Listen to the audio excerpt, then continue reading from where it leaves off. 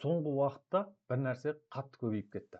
Көп адам маған жазып жатыр: аға, каналымның монетизациясын алып тастады, каналым жабылып қалды.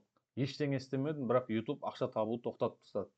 Және бұл бір-екі адам емес, өте көп. Соңғы айларда мыңдаған канал проблемаға кірді. Кейбіреулердің каналы тоқтады, толық жабылды, кейбіреулердің монетизациясын алып тастады. Ең қызығы, көбі не үшін жабылғанын толық түсінбей жүр. Олар ойлайды, мүмкін қате болған шығар, мүмкін алгоритм қателескен шығар, бірақ шындық басқа. Қазір YouTube бұрынғыдан әлде қайда қатал, және фильтрлері әлде қайда күшті. Бүгін осының бәрін ашық айтып беремін сіздерге. Неге каналдар жабылып жатыр, қандай қателер ең қауіпті, жасанды интеллект контент неге қауіпке айналды, егер канал жабылса не істеу керек, барлығын толық түсіндіремін. Егер сен YouTube'пен жұмыс істеп жүрсең, бұл видео өте маңызды.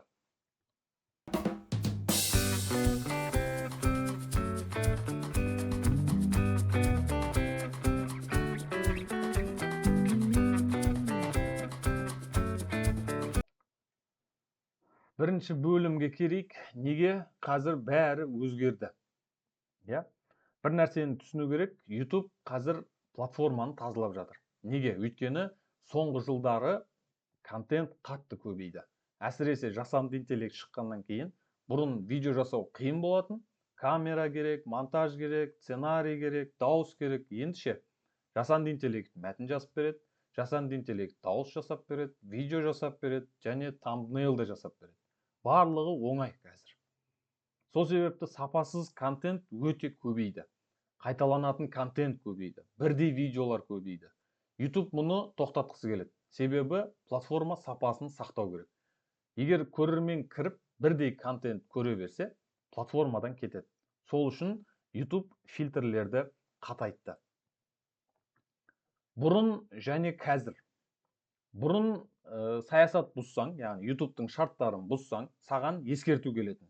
Мысалы, мына контентіңде проблема бар, мынаны түзет, уақыт беретін. 7 күн, 14 күн, 30 күн, түзетуге мүмкіндік болатын. Қазір кей жағдайларда ондай мүмкіндік жоқ. Бірден монетизацияңды алып тастайды, каналың бірден тексеріске түседі, бірден лимит қойылады каналыңа.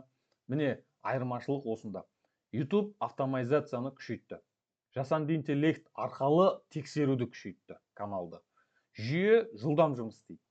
Кейде тіпті қате де жібереді. Оны мойындау керек. Бірақ бәрібір бірінші соққы келеді сізге. Сосын барып түсіндіресің, бұл өте маңызды айырмашылық. Жасанды интеллекттің қаупі. Қазір көп адам былай жасап жүр. ChatGPT-мен мәтін жаздырады, жасанды интеллект оқиды, ал жасанды интеллект видео генерациялайды, сосын каналға видео жүктейді. Және осылай күніне 20 видео. Сырттан қарасаң бәрі күшті сияқты, бірақ ішкі мәселе бар. YouTube үшін бұл value, маңызды емес, құнды нәрсе емес бұл. Неге? Өйткені сенің өзің жоқсың, сенің тәжірибең жоқ, сенің ойың жоқ, сенің стилің жоқ. Толық автоматизация.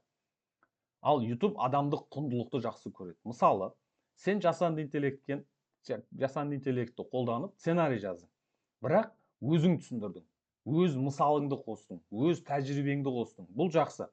Бірақ бәрін жасанды интеллект жасаса қауіп. Және бұл қауіп күннен күнге өсіп жатыр. Жасанды интеллекттің дауыс мәселесі. Тағы бір үлкен проблема. Жасанды интеллект дауыс. Көпшілік бірдей дауыстарды қолданады. Сол танымал дауыс, сол TikTok-тағы дауыс, сол Shorts-тағы дауыс. Мыңдаған канал, бірдей. Алгоритм бұны көреді, таниды. Жүйе үшін бұл шаблон. Ал шаблон деген қауіпті зона.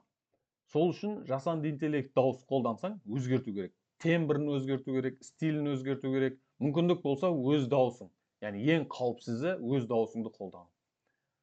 Ағылшын тілінде reused контент, яғни қайталанып қолданылған контенттер.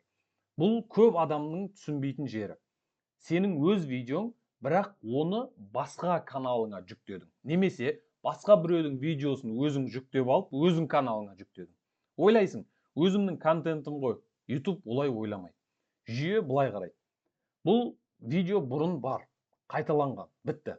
Сол үшін reused контент қаупі туады. Бұл өте маңызды. Яғни біреудің видеосын алып, қай жақтан болсын, сырттағы барлық нелерді, платформалардағы видеоларды алып, өзің каналыңа қайта жүктеу. Немесе өзің видеоңды қайтадан жүктеу. Бұл өте қауіпті. Бір видеоны қайта жүктеу, яғни тағы бір қате. Бұл видео өтпей қалды, өшіріп тастадың каналыңнан, қайта жүктедің. Бұл да қауіпті. Неге? Өйткені жүйе бұл видеоңды бұрын көрген. Сол файл, сол идея, сол контент жүйе күмәнданады. Бұл spam behavior сияқты көрінеді. Яғни спамға түсесіз. Сондықтан бұлай жасамаңыз. Associated account policy. Яғни бұл ең қауіпті саясаттардың бірі. Көп адам мұны мүлде білмейді. Мысалы, сенің бір каналың жабылды. Сосын тағы бір канал аштың. Бірақ сол Gmail, сол AdSense, сол номер, сол құрылғы, сол IP, сол браузер. Сонда жүйе байланысты көреді. Яғни сен екінші рет жасап жатсың деген сөз. Жаңа каналды да қауіпті деп санайды YouTube. Бұл үлкен өте қауіпті саясаттың бірі. YouTube сені қалай көреді? Көп адам ойлайды, бұл бөлек канал. Жоқ, YouTube сені бөлек канал деп көрмейді. Сені creator, яғни контент жасаушы ретінде көреді. Яғни сен бір ғана жүйесің YouTube үшін. Сенде 10 канал болса, бәрі байланысты. Біреу проблема болса, басқаларына да ол әсер етеді. Осыны түсіну керек. Егер монетизация жабылса, бірінші нәрсе паника жасамау керек. Эмоциямен әрекет жасамау керек. Поштаны аш, себебін қара. Яғни сізге YouTube әрқашан бір себеп жібереді. Сол себепті түсіну керек. Проблеманы түсінбей шешім болмайды. Аппел жасау, яғни апелляция жасау, көп адам ең үлкен қателікті осында жасайды. Жазады, мен ештеңе істемедім, бұл өтпейді. Неге? Өйткені дәлел жоқ, түсіндіру жоқ. Сен толық жазуың керексің ол жерде. Қандай контент жасайсың, қалай жасайсың, қай жерде қате болғанын түсіндің бе, қалай түзетесің, осының бәрін. Сонда шансың шамалы жоғары болады. Егер апелляцияңыз өтпесе, онда түбір бір проблема бар. Оны табу керек. Copyright па, reused контент па, жасанды интеллект па, associated account па, яғни себеп табылмайынша қайта апелляция берген көмектеспейді. Team YouTube. Егер бәр бітсе, яғни сіздің апелляция жібердіңіз, барлығын қабылдамай жатыр, вообще нөл болып жатсыз. X деген платформа бар. Telegram, Twitter бұрынғы. X арқылы Team YouTube-ға жазуыңыз керек. Бұл көп жағдайда жұмыс істейді. Бірақ нақты жаз. Қысқа, түсінікті фактпен. Қорытынды, YouTube өзгерді. Бұл шындық. Бұрынғы тактикалар енді жұмыс істемеуі мүмкін. Жасанды интеллект контенттері көбейді, сол үшін фильтрлер де көбейді. Ең дұрыс жол өзіңнің контентің, өзіңнің ойың, өзіңнің тәжірибең, өзіңнің даусың, өзіңнің стилің. Осыны сақта. Сонда қауіп аз болады. Есіңде болсын, YouTube контентке емес, сенің кім екеніңе де қарайды. Сен жасанды интеллект қолданасың ба? Комментарийға жазып кет. Келесі видеода кездескенше.